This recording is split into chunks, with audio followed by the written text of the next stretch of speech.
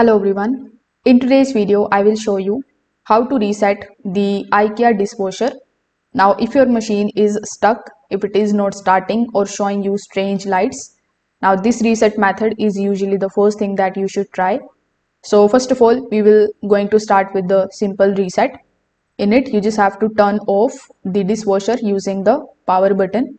So disconnect it from the power outlet, leave it completely off for about 1 minute. So what this is going to do is it is going to clear any temporary electronic issues.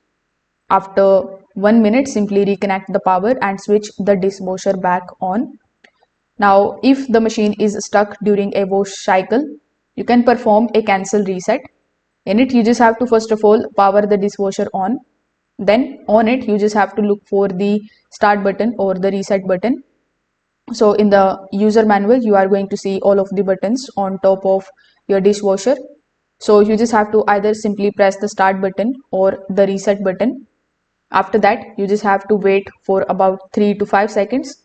Most of the IKEA dishwashers will now cancel the active program. You may hear the drain pump active, and this is basically normal. Wait for the draining process to finish before selecting a new cycle.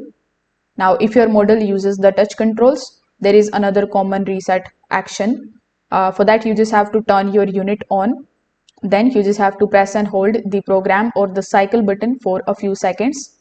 If your dishwasher still doesn't respond, you can check some of these basic things like you need to check whether the door is fully closed, whether the child lock is disabled, whether the water supply is turned on, and whether the filters are not blocked. The persistent errors typically point to an underlying issue rather than a reset problem.